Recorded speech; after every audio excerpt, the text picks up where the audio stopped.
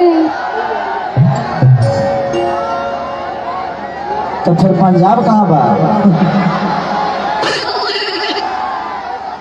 Love you all. आप लोग इतने प्यारे होते हैं कि हर राज्य में जाकर अपनी छवि को और लोगों से इतना घुल मिल जाते हैं कि वहाँ की मिट्टी आपकी खुशबूदार एक भोजन की तरह हो जाती है। यहाँ के हर पंजाब के लोग में उतनी मोहब्बत है। एक मेरा गाना भी आया था, मेरा और बादशाह जी का, किस अल्लाह ने देखा ऐसे मैं पानी पानी हो गई। मैं अक्षरा जी और बादशाह जी ने उसमें कोलैबोरेट किया था। और आप अरुण जी इधर आके बैठे, उनको प्रॉब्लम हो रही। जितने भी पर्दे हैं खुलवा दीजिए, नहीं तो अभी सुरक्षित के बाद जाएंगे तो हमारा कर दीजिए।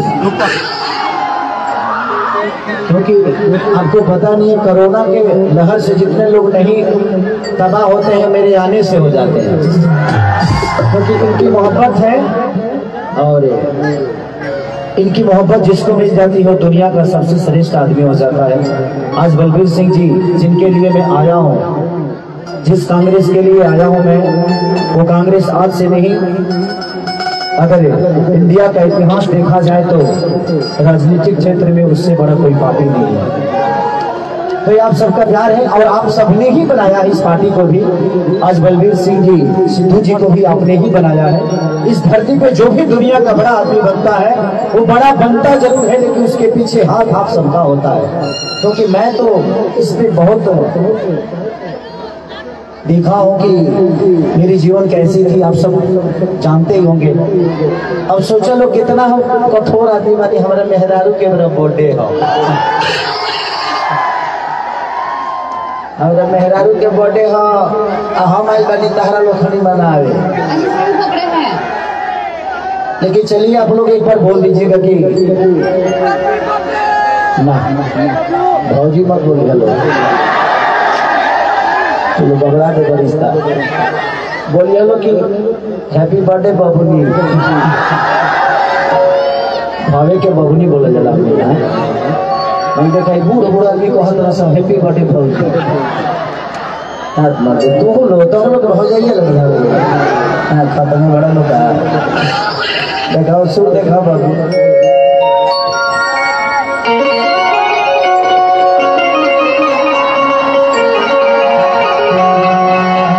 अगली बार से सिद्धू जी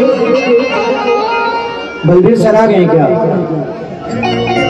नहीं आए हैं। उनके सपुत्र जी कहाँ है? थोड़ा बुलाइए उनको। तो मैं आपसे कहना चाहता हूँ कि अभी तो मैं जिताने के लिए आ रहा हूँ, लेकिन जिताने के बाद एक कार्यक्रम ऐसा करिएगा जिसमें हम एक दो हीरोइनों को भी लेकर आएंगे और थोड़ा सा जगह बड़ा रखिएगा, क्योंकि खेसारी के लिए 5 बीघा 10 बीघा नहीं, कम से कम स्टेडियम होना चाहिए, है ना? ताकि हमारे सारे माता बहन बेटी, मुझे लगता है कि मेरे भाइयों से ज्यादा माता बहन बेटी यहाँ पे है और बड़ा अच्छा लग रहा है कि मुझे लग ही नहीं रहा कि मैं पंजाब में हूँ। मुझे ऐसा आभास हो रहा है कि मैं अपने परिवार के बीच में, अपने बिहार में हूँ, अपने यूपी में हूँ। तो मैं अभी जिताने के लिए आया हूँ, तो आप लोग जिताइएगा तो दोबारा आऊंगा और पूरी रात और स्टेडियम में आऊंगा और हीरोइन को लेके आऊंगा। ऐसा तो कोई बारी सुनाऊंगा नहीं के लेके केकरा के अक्षरा सिंह के, अक्षरा सिंह के ना कि तेरे दिल में मेरी एंट्री, मेरे दिल में तेरी एंट्री, जी भर के करे रोमांस सब जाएगी सारी कंट्री। अभी मेरा और अक्षरा जी का गाना ट्रेंडिंग में है, सारे गाना कारवा से। उस समय से हिलाइए रहा हूँ सर, हिलाते हिलाते मैं हिल गया हूँ। मैंने हम खाली हिलावे खाते बने निमन काम दे दे बड़ा हिलावे के मर दे, हम हिलावत नहीं ठीक बस तू लोग मत हिलो, हम पे गिर जाइबो। हम बड़ा लोग ही बैठ के हिलावा लो।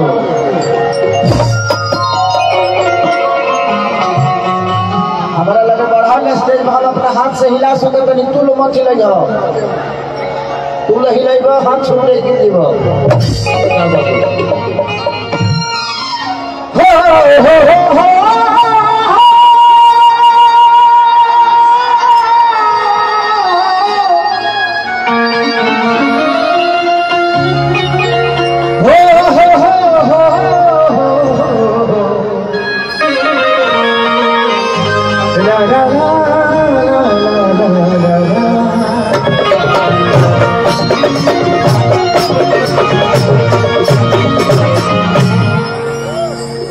कि जय गणेश मंगल करना विघ्न हरो एक दंत करी बड़ी बदना सीधी करो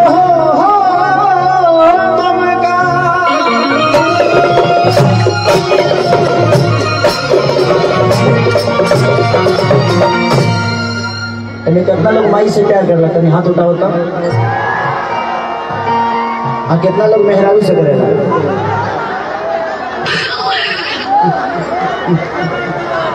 देख लो यही तरह लोग मरदे ना ही बनो गरम गरम पराठा किया दिया घर बताओ मेहरारू से प्यार करे के सही ये दुनिया में मेहरारू के रूप खाली बिस्तर पर आइल ना होला जब वो प्यार से खाना खियावे लेना तो माई के रूप में होले जब मार्केट में जाले तो बहन के रूप में होले हुए औरत जब बिस्तर पर आवी देते गो पत्नी के भी तरफ नहीं रहे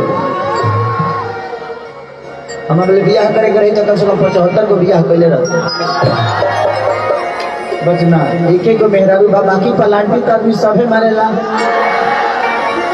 के पलांटी ना मारेला भाई हम अपना के काहे कहे हम शरीफ आदमी शरीफ पलांटी मतलब ही ना भैया कुछ गलते करते पलांटी मतलब कि ना भफे और काम धाम ये सब तो चलते रहेला तो काम है धान होता हमारे बात काम है और से ज्यादा कुछ ना हम बहुत अपना हम करवा चौथ करी लगता मेहरा करती ये करवा चौथ वाला सबसे ज्यादा वो दिन खाई जरा मोहब्बत प्यार इमोशन दिखाओ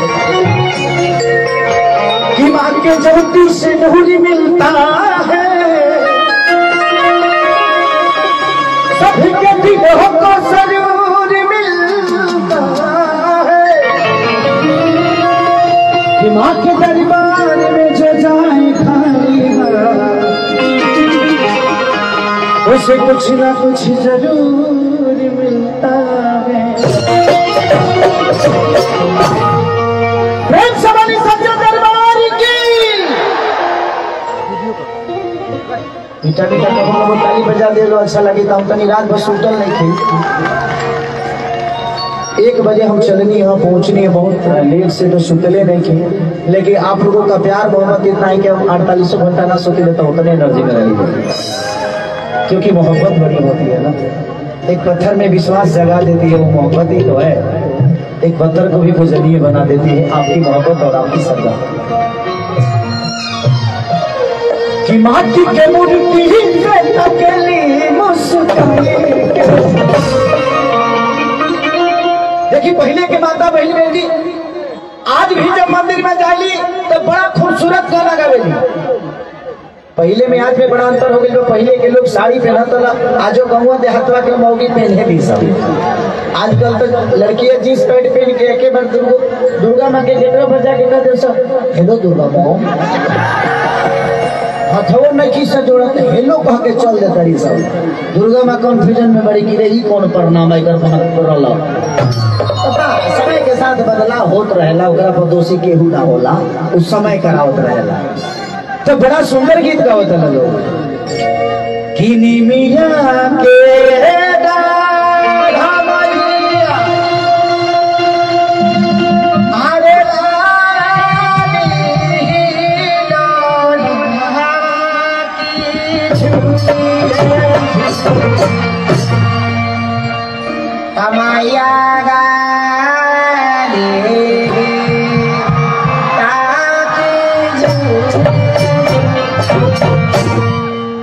आजकल के लड़की गजबे क्या होता है सर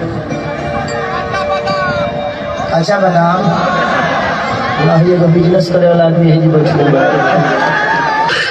सवेरे सवेरे खेबे चाहिए जी छान लोग उठा ली मैंने भोजन होता तो लगल काचा बादाम बेचे मकई के बाल नहीं खले बेचिए दे तो का कहले बनी तो आजकल के लड़की थाली सजा ले तेरी अगरबत्ती ले ले तेरी समाई के मंदिर में जाके कौन गीत गाओ तेरी समूह कि ये दिल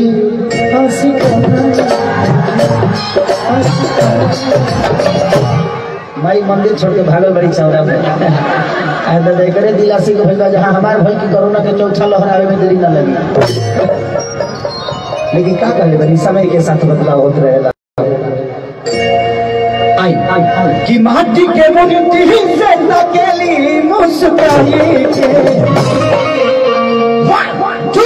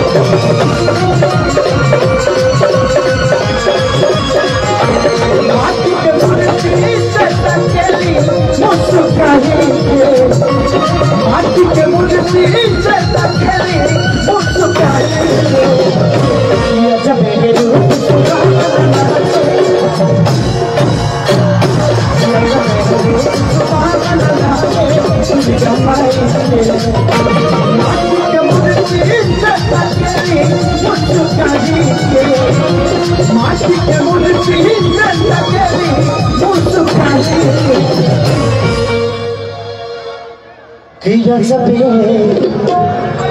रूप सुहावन लागे दुर्गा किया जब सुहावन लागे दुर्गा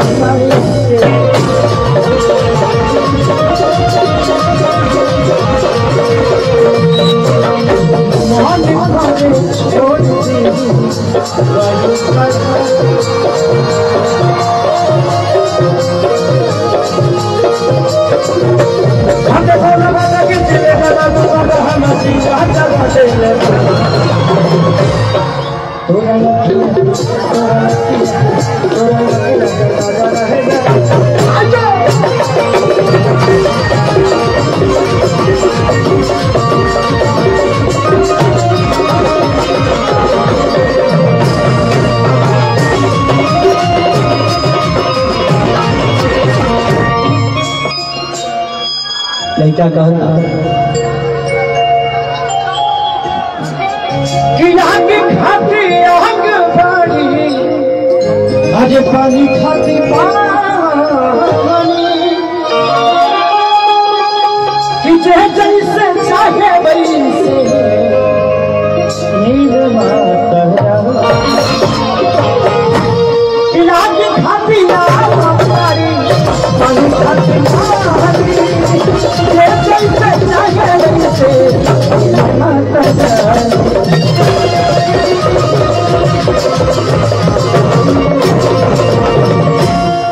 आज चाहे पार्टी कांग्रेस हो या हमारे बलबीर सिंह जी हो, माध्यम तो कोई ना कोई बनता है आप सब जैसे भगवान से मिलाने का।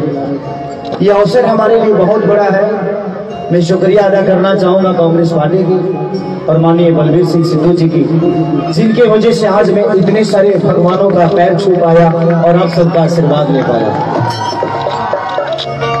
मैं खुशनसीब इसलिए अपने आप को समझता हूं कि आप सब मेरे गार्जियन हैं और इतने सारे माता बहनी बेटी इतने सारे प्यार करने वाले लोग हो तो शायद मुझे जीवन में कभी तकलीफ नहीं हो सकती। और मैं आपके भरोसे ही अपने जीवन को चलाता हूं, क्योंकि आप हैं तो मैं हूं, आप नहीं तो मेरी अस्तित्व नहीं। तो वैसे मेरे विश्वास को आप सबको जगाना है और मुझे विश्वास नहीं, ये हक से बोल रहा हूं कि मैं जिस काम के लिए आया हूं उस काम को अंजाम तक आप सबको पहुंचाना है। बलबीर सिंह जी को इतने भारी मतों से जिताना है कि जितने दिन ये जीतते रहे, लेकिन इस बार जो जीते वो इतिहास का सबसे बड़ा जीत होना चाहिए।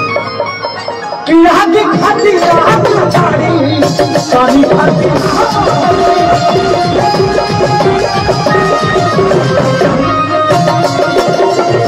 जैसे जागे वैसे ना जानी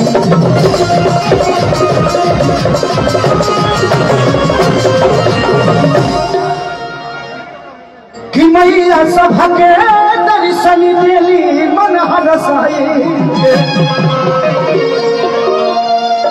कि मैया सभा के दर्शन देली मन हरसाई जब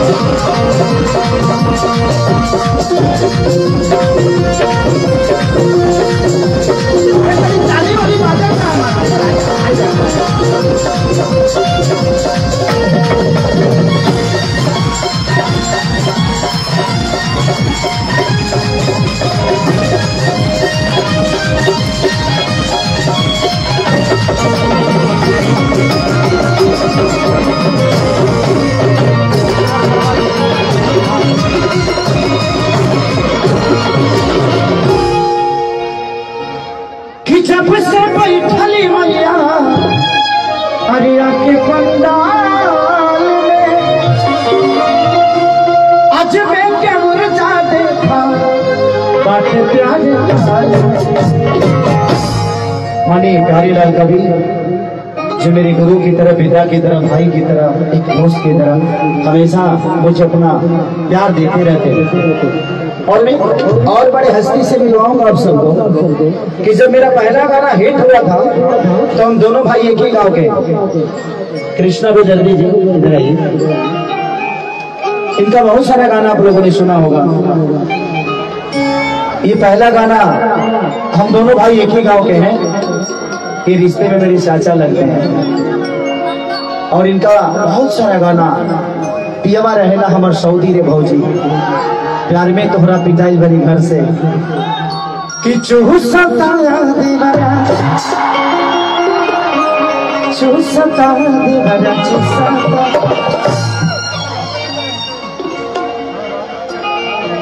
सैया रब गई लेना। अभी होली में बहुत सारा गाना इन्होंने लिखा है कि बनी के बंदर डाल देगा अंदर। इनका एक बहुत खूबसूरत गाना मेरे दिल में गिलोढ़निया वाली में था कि मुझ बिगाड़ देले बड़ू चुमा देके। एगो होली कर बड़ा हिट के ले रहे, हम तो ढोड़ी मुदले रहनी प्यारी माटी से देवरा में काटे थे। तो ऐसे ही प्यार और आशीर्वाद आप सब देते रहिए। एक इनका खूबसूरत गाना बहुत हमरों के लगे ही सुना लिया माँ बेटा रौदी के रोज करे लगा रामा कि सही नहीं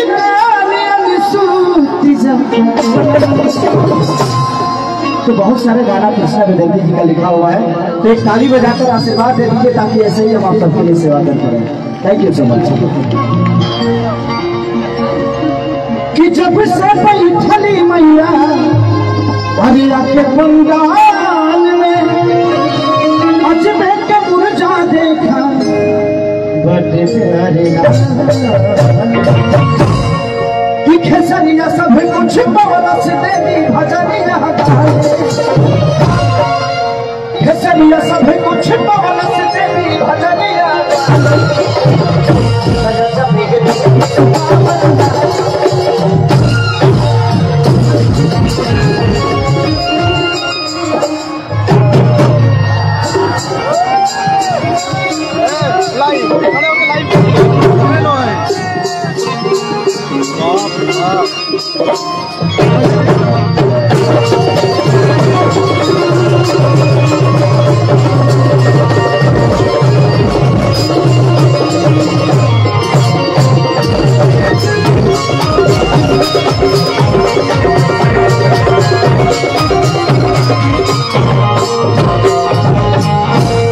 और एक बहुत बड़े राइटर ये भी आ गए, आप लोग इनको जानते भी होंगे, अखिलेश कश्यप की गोरी तोरी चुनरी बछड़ी हुआ जाने बड़े कि 2 रुपया हो 2 रुपया कि चोली रंगाइले हो 2 रुपया हो साया रंगाई को में 2। अभी इनका बहुत बड़ा गाना हिट हुआ है, होली का है कि मोहन करे छोड़ दीदिया गावे गाई होलिया में जीजा संगे गलती कमावा भाई। अब ये गाना इनका हिट हुआ है तो रखिए के गजरा एजान झगड़ा करा दे लगा। और इनकी कंपनी भी है अन्नपूर्णा फिल्म्स, तो आप लोग अपना प्यार भी दीजिए। उनके एक आज गाना कल ही रिलीज हुआ है ना बाबा,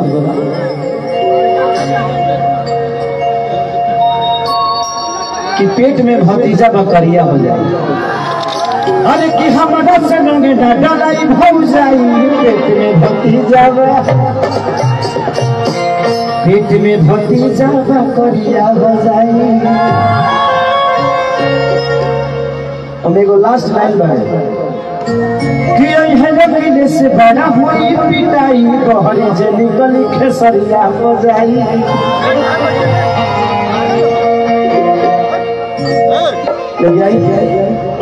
कौन गाना सुना दिया पहले होली? ठीक है, इतना पुराना गाना बजाना रिकॉर्ड से आ रहा है गाना भतार के कदम। और एक कल बजाना रिकॉर्ड से गाना होता, बजाना रिकॉर्ड का गाना। वाह क्या बात है। उस गाने का नाम है भतार के कदम।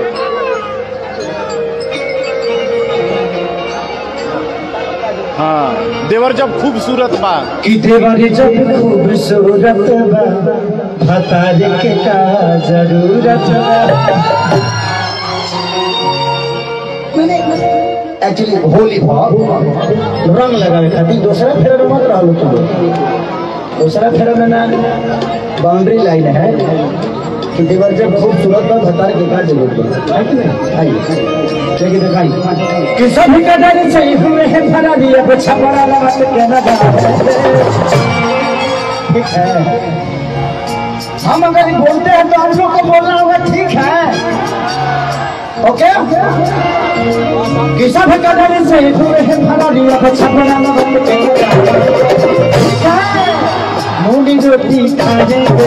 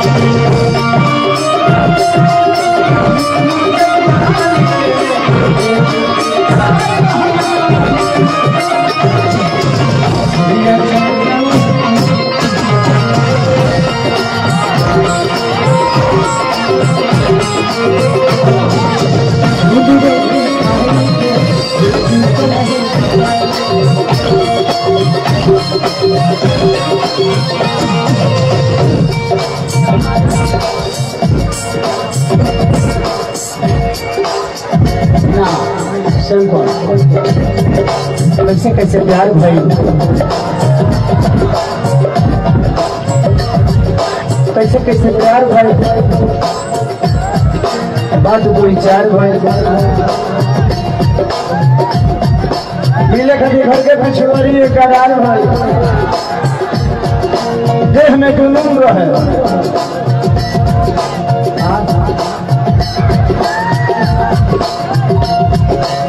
में जुनून रहे, पूरा रहे, तू रहे, काल रहे, उसके कुशला होना होगा खून रहे। भाई जो पलक न कि हम तो न भूल पाएंगे।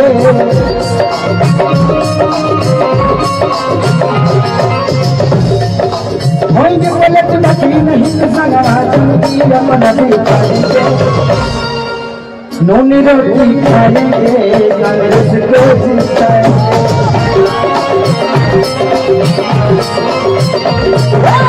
नून रोटी खाएंगे कांग्रेस को जिताएंगे।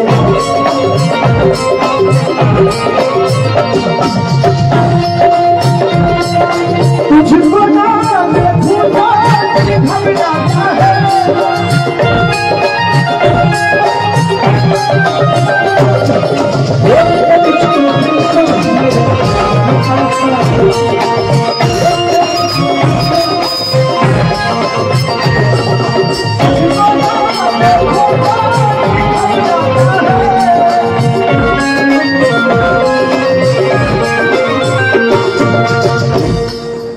चलिए थैंक यू सर।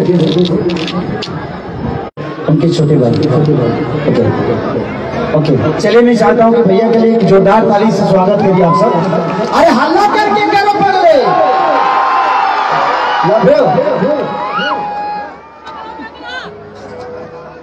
कि ये है बबुआ के खुश करके जली देना बाजारा में दोबारा फिर वही देना कि मछली के जैसे तड़के जवानी बहुरा से भी हम सच कहता तो चाटूटा जवानी तेला चाहता देना। देखिए ये होली हमारे पिछला साल के बड़ा रोशन के लिए कि करा से हमेशा भरे यही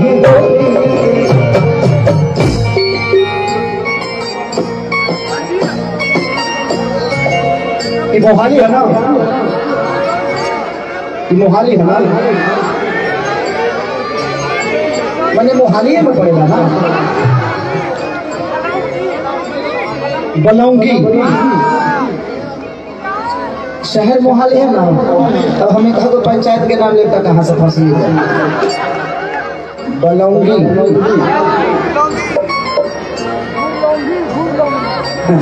फिर एक बार कहकर घबरा जाए मोहाली चिल्ला की जवानी जानी मांगता राजा तो होके खाली हो। होली में छोड़ के रहा तू मोहाली लागे कबनो सब से चल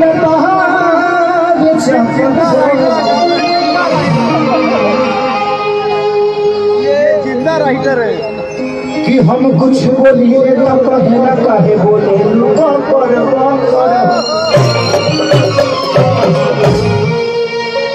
कि कृष्णा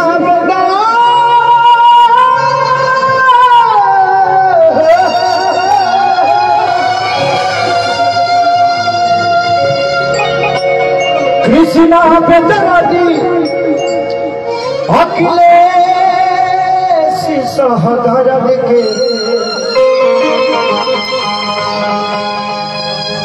कि मोह मार विवेकी अब सोनो जैसन मार दे। और दिया कहा दिया कि केकरा से हम सब धरे यही बोली के बाद।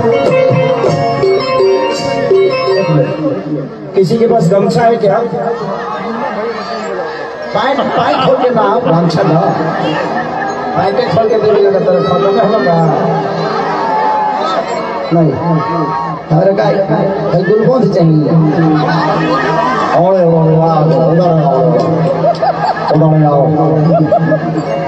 इधर गमछा चाहिए। अरे बुझाता जब बिया होती बिरयानी कहाँ से देखिए जहाँ जिस हाथी चलना ना करे तो मरद कैसा जियो हमारा बाप के फोटो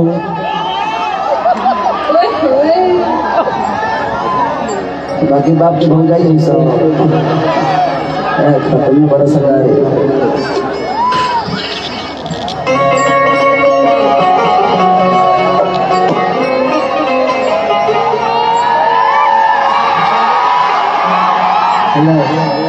आंख मत मारो जवन हुआ कौन हम भाई कोना का बुझा तरंगा।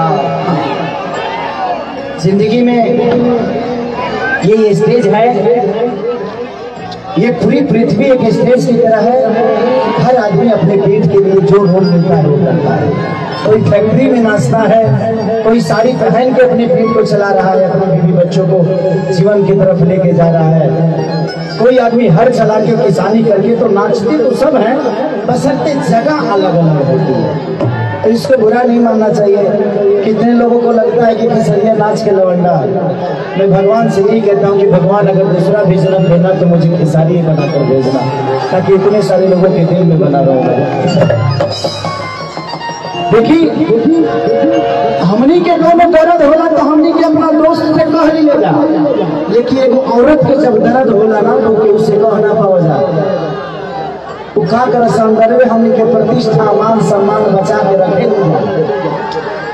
एगो हमनी के बारे से कुकुर खरीदने वाले को मरद रही सब हम रउए सब में हम बने।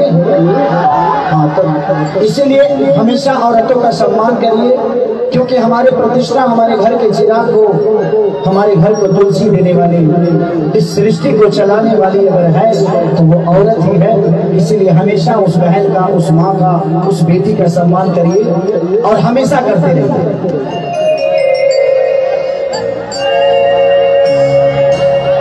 के करा से ले हम सब भतारे आई बोली के अरे दीवारा तो गईल सहा कैसे रहब भगवान पल पल तैयार भतार रही है। One, two, three, four.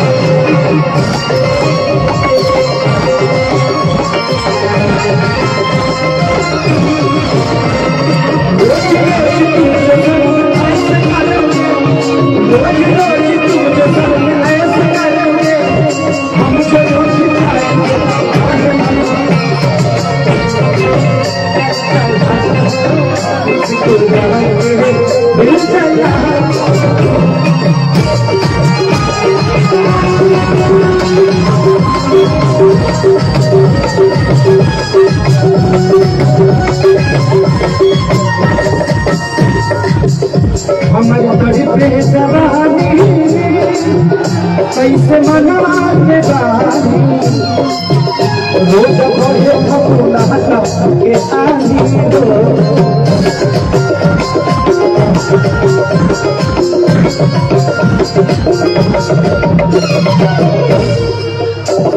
में हर के परेशानी के दोसर का जा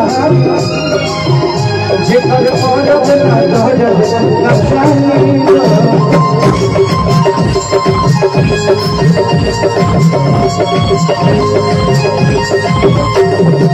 ये डाले फसल बेचा ये डाले खाली फसल देखा अरे अरे होली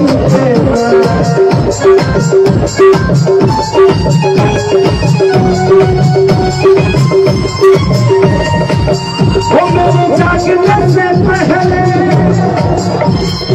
अरे मेरी किस्मत ओ मेरे जागने से पहले अरे मेरी किस्मत सो जाती है मैं तो करता मेरी सो जाती है मैं तो करता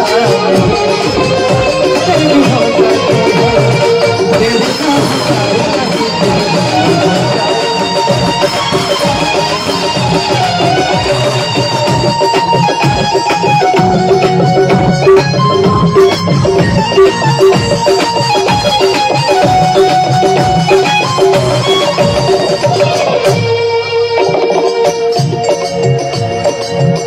समझ हाथी सजन हवा मेहमाने कहना बात पूछे न देवना सारी